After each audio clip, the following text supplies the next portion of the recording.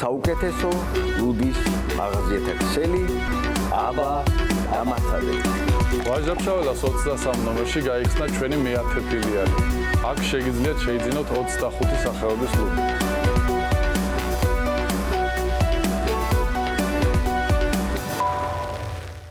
მართვის სისტემა სუპერმარკეტებისთვის. უსაზღვრო კასტომიზაცია და სრული ინტეგრაცია. მეგაპლუსი, თანამედროვე სისტემა შენი ბიზნესისთვის.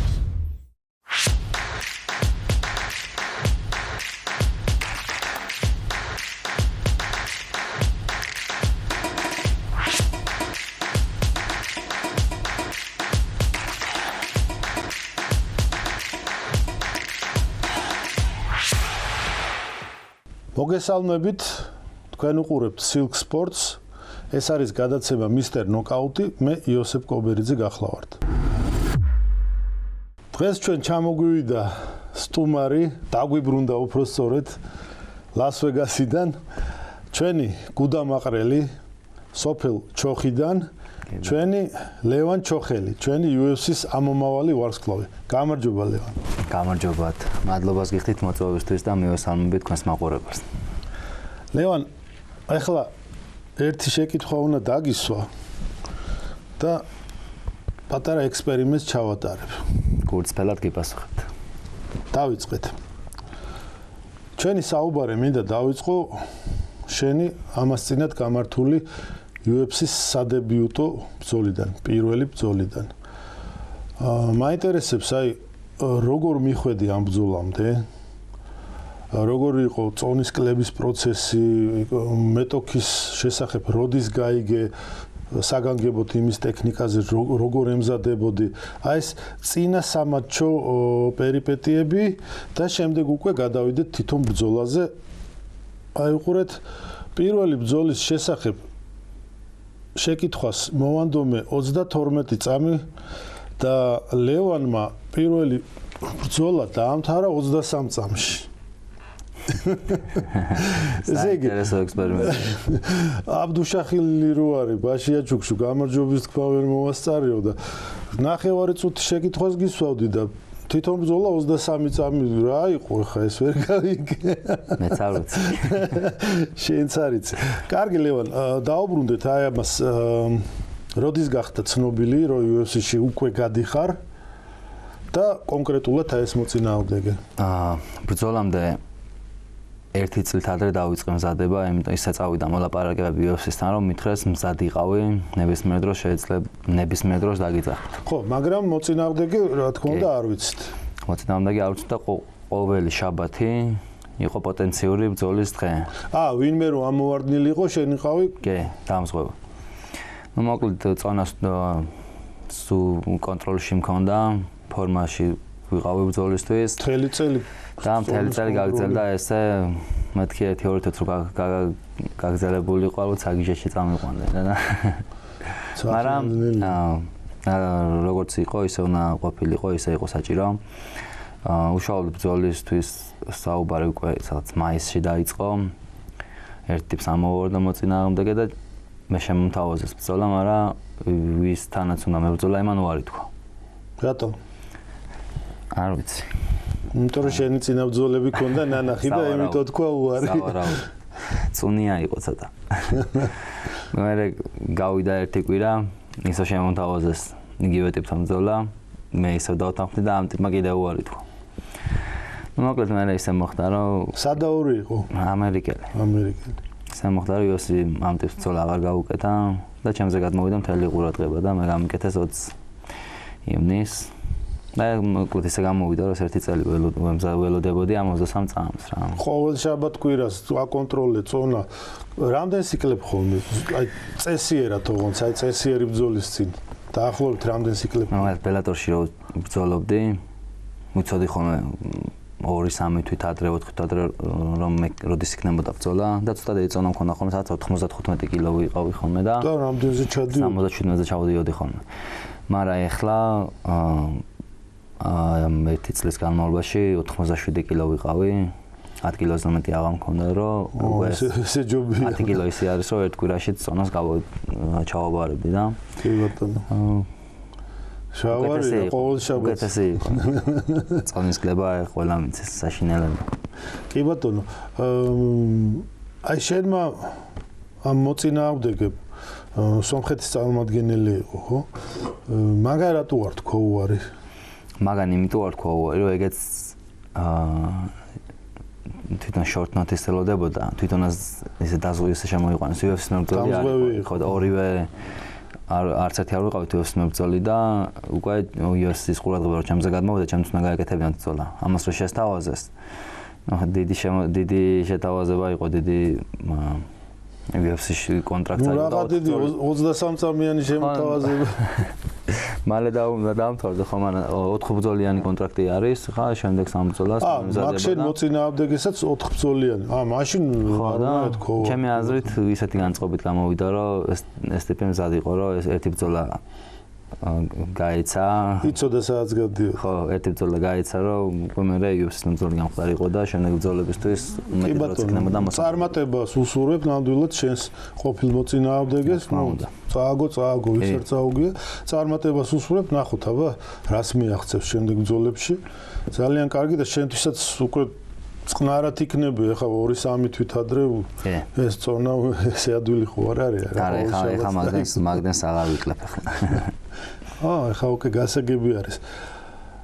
ლევან, მოდი დავიწყოთ შენი პირველი ნაბიჯებიდან ორთაბრძოლებში. სად და რა სახეობით დაიწყე? პირდაპირ მე დავიწყე. ვეფხისტყაოსანში? ვეფხისტყაოსანში, კი. მაგარი კლუბია რა, ძალიან მაგარი კლუბია. საუკეთესო კლუბია. წვნელი როგორი იყავთ? წვნელები. თავარიზნული ბექაელიაშვილი, ზემძახელად ბაჭია, გელარურუა, ბოქსის ტრენერი და პანატა გიორგაძე კიკბოქსინგის ტრენერი. ამას წინათ შენი მეგობარი, იგივე კლუბის წარმომადგენელი ნიკა აბრამიშვილი ყავდა სტუდიაში და კარგი ბიჭია და რამდენი კარგი ბიჭები არიან მაგ კლუბში სასწაული და მოკლედ ის უნდა ერქვას რა, ან ბარსელონა, ან რაღაცა უნდა გადაერქვათ სახელი. კომენტარებში დაარქვეს ჩემპიონების სამჭედლო. კი ბატონო. ლოგიკური. კი ბატონო. ძალიან კარგი κλუბი. ძალიან კარგი კლუბია, მებრძოლები. რამდენი წლის იყავი, როცა 16 წლის. 16 წლისამ მანამდე სპორტთან ქონდა შეხება? ფეხბურთი. და ქუჩის შუბება. ქუჩა გასაგები არის. პირდაპირ ბექასთან. შენმა მეგობარმა ნიკა აბრამიშვილმა ესეთი ძალიან საინტერესო რაღაც მომიყვა სტუდიაში. როდესაც იგი ემზადებოდა საქართველოს ჩემპიონის ტიტულისთვის, ემზადებოდი თუ ჩოხელის გარაჟშიო. გარაჟში მაყურებელმა ეს უკვე ნახა. გარაჟში, აი წარმოიდგინეთ ხალხო, გარაჟში.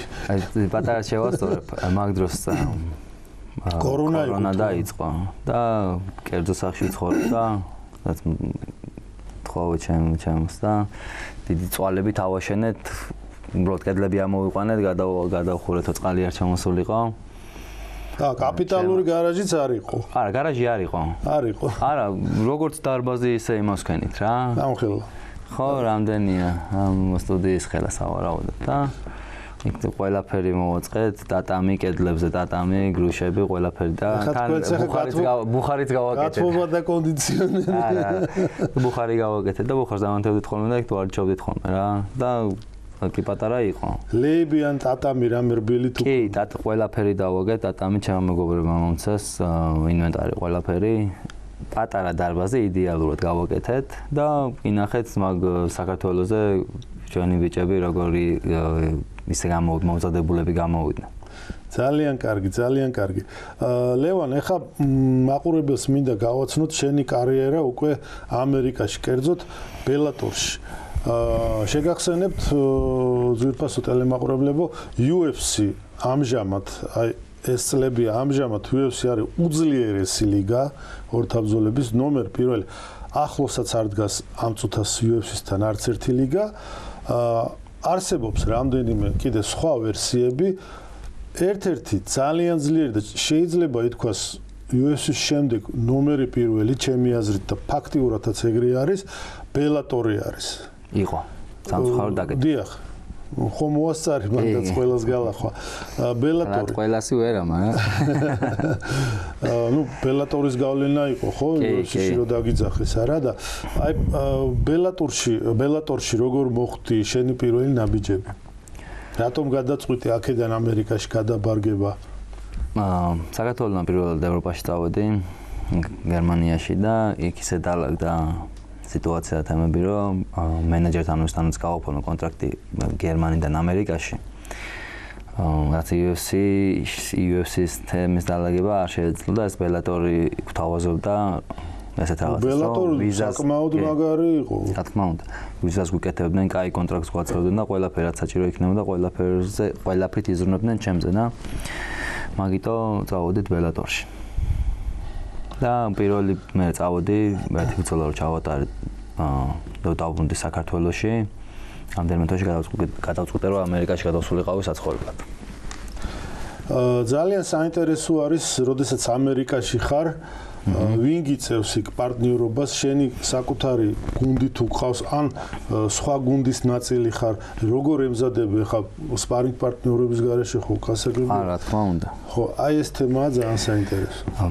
ხო, ვეგასში ერთ დარბაზია, სადაც ბრაზილიელი ტრენერი ყავს და რომელი დარბაზი? QMMA ქვია. ახალი გახსნილი დარბაზია. შესაძლოა ეს ტრენერი ჟოზე ალდო სპარინგ პარტნიორი და მისი კუთხე იყო ხოლმე. ძალიან ნიჭიერი ტრენერია და ძალიან სწორი ხედვები აქვს. ანუ რეგრე რო არ იყოს, მასთან არ გავუჩერდებოდი. მაყურებელს ერთ ამბავს მოუყვები. ლას-ვეგასი არა მხოლოდ გართობის ცენტრი არის. ლას-ვეგასში არის ძალიან ბევრი და კარგი ორთაბრძოლების სკოლები. ბევრ ცნობილ ყოფილ თუ მოქმედ მებრძოლს თავისი კლუბი აქვს გახსნილი, მაგალითად ჩვენ 10 გარდაცვლილ გურამ გუგენიშვილთან ერთად ვემზადებოდით სწორედ ლას-ვეგასში, თვენახევარი ვიყავით, იმიტომ რომ გვერდით შტატში, ფენიქსში იყო დანიშნული ბრძოლა და იგივენაირი ჰავა არის და რო გადავფრინდით 1 საათი იყო ფრენა მედიკეა და აი ქვემზადებოდით. ანუ ლას-ვეგასი ნუ გონიათ მხოლოდ გართობის ცენტრი, ეს არის ორთაბრძოლების ძალიან მაგარი ცენტრი. დედაქალაქია ფაქტიურად საბრძოლო ხელოვნების. ტრენდი კულტურის აკადემიაში და ისეთი სახელოვანი სპორტსმენები იყო, ვიტორ ბელფორტი, რა ვარია, ბელფორტს ესპარინგი ხო მაგარია, სეფო კაერთის ჩემპიონი 40-იანი როა და კიდე ბევრი ძალიან ბევრი იყო ხო. ვინი მაგალაეში და ძალიან და აი ესეთი ხალხი არიან, რა თქმა უნდა, ესეთი დონის ხალხთან გიწევს მომზადება. ხო აი ეს იყო. კი, ჩვენ დარბაზში 20-25 მებრძოლი და აქედან 10-11 UFC-ის მებრძოლები ვართ. და ასე ამასთან ერთად კიდევ ეს ქართველები ვინც ვართ, იქ ერთად ვარჯიშობთ ხოლმე რა. ანუ კონკრეტულად თქვათ, ვიღაც ერთი მებრძოლის გუნდში არ ახარ, ხო? აი ერთმანეთს ეხმარებით, ესე გამოვიდა. არა, დარბაზი არის, გუნდია და იქ ვარჯიშობთ. ხო, აი მაგალითად სიტყვაზე აი როგორც ხაბიბ ნურმაგომედოვის გუნდის წევრი ვარ და ასე შემდეგ. ეგრე არა? არა, ეგრე. ყველანი ერთმანეთს ეხმარებით, ერთი კაცის გუნდი არ არის, ხო? არა. აი ეს არის.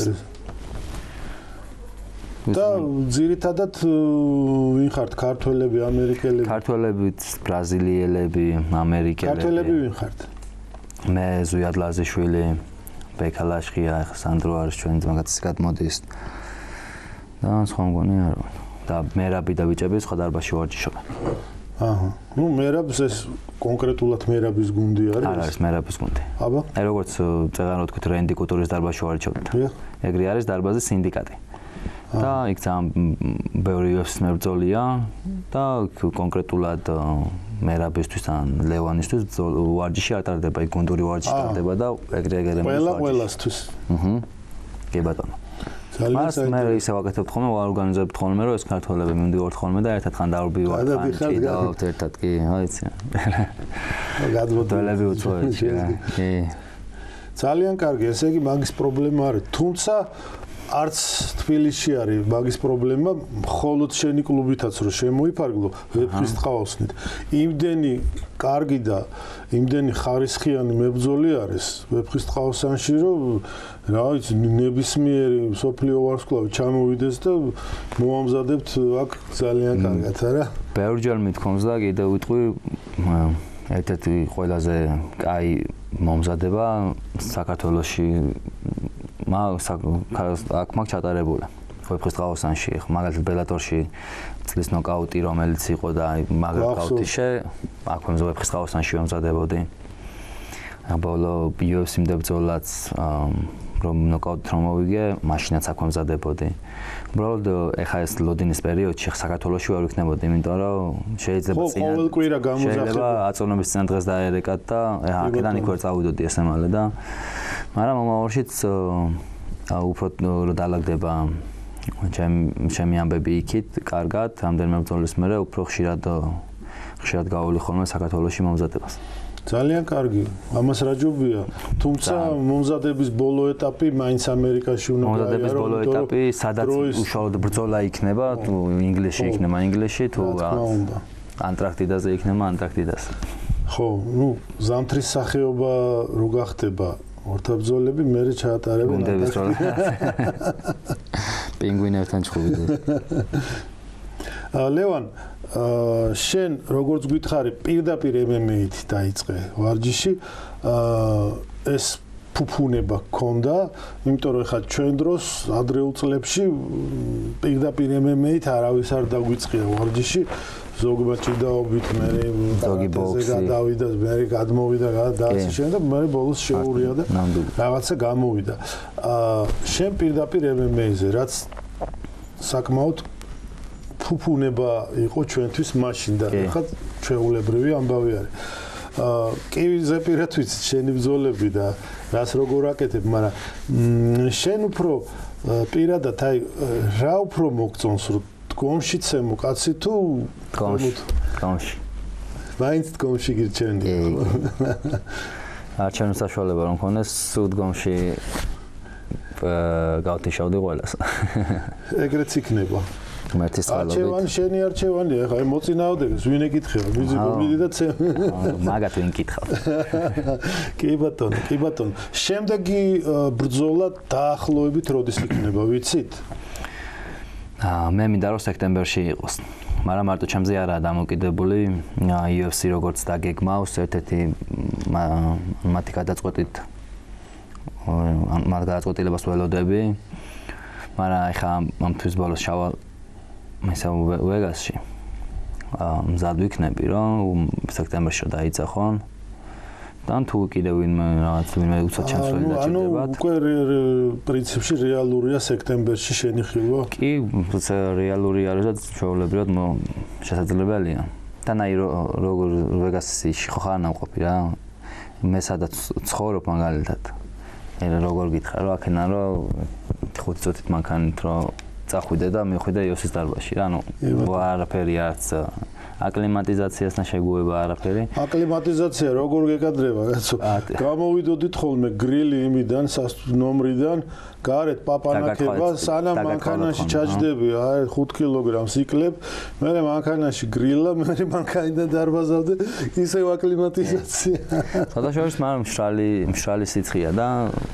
ძალიან სიცხე რა არ მიყვარს სიცხე მეც არ მიყვარს მაგრამ სხვა კაია იქონა სპორტსმენისთვის თან UFC-ს და ამდენი არის ამდენი კლუბები ძალიან კარგი ჩემო ლევან მთელი ქართველი ერის სახელით გისურვებთ ძალიან მაგარ წარმატებებს და კიდევ ერთი შეკითხვა მინდა დაგისვათ შეგიძლია არ მიპასუხო აი ეგრეთ წოდებული ტრეშ თოქისადმი როგორი დამოკიდებულება გაქვს კი ვიცით ხა რომ ეს არის დავალება ორგანიზაციის დავალება არის ნუ შემდეგ უკვე იქ თვითონ მებრძოლები რაღაცებს თვითონ აფორმებენ ხშირად ზედმეტებიც მოძდით და აი ზოგადად ამ ტრეშ თოქთან რა დამოკიდებულება გაქვს მივესალმები ტრეშ თოქს იმიტომ ისეთ პირად ცხოვრებაშიც იუმორის დიდი მოყვარული ვარ ანუ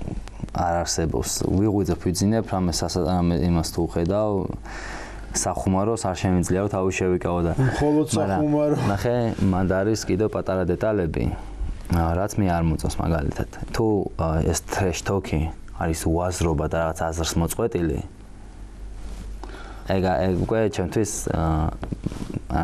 ნულის ფასია. მეორე ძალიან ბევრი მებრძოლია, რომელიც ვიღაცას ბაძავენ და ის აკეთებენ trash talk-ს. ეს ნაგავია ჩემი აზრით. იმიტომ რომ თუ გინდა trash talk-ი გააკეთე, შენი გააკეთე.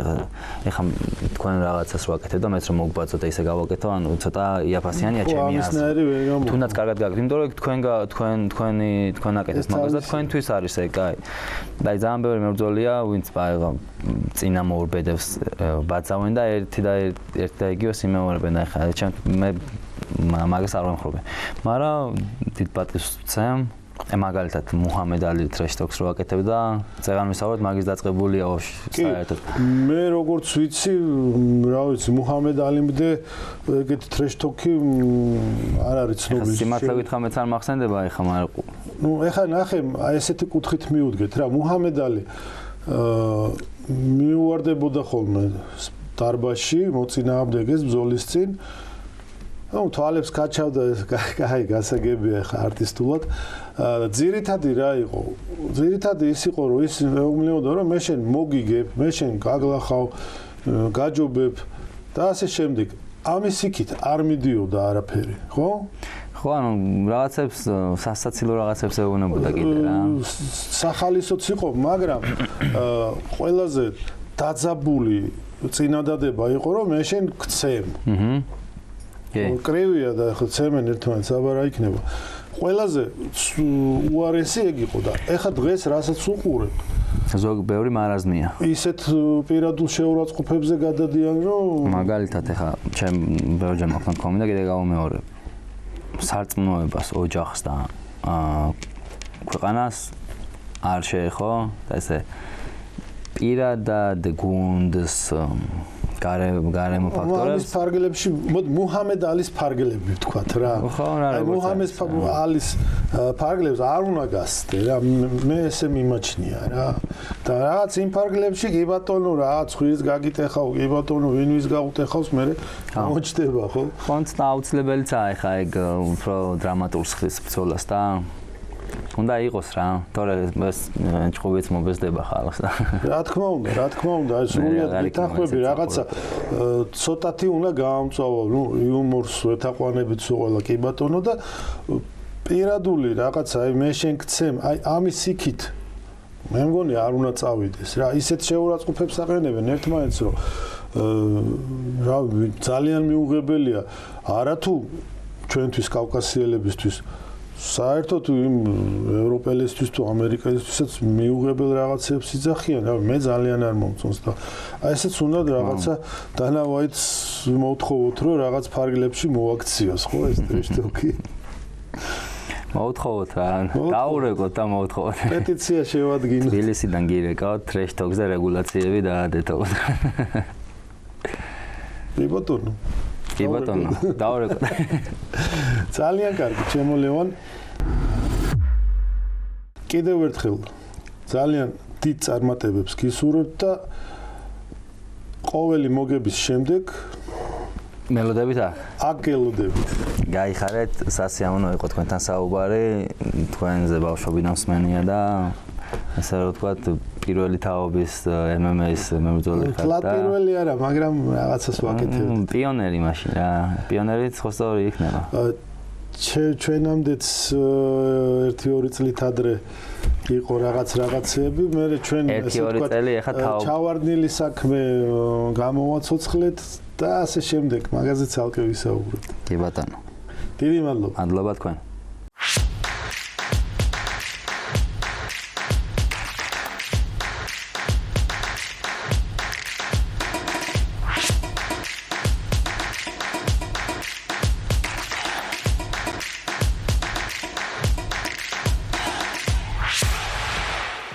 საუკეთესო ლუდის მაღაზიათა ქსელი აბა ამათადეთ.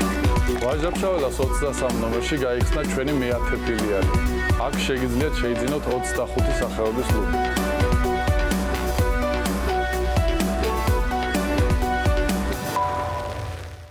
მართვის სისტემა სუპერმარკეტებისთვის.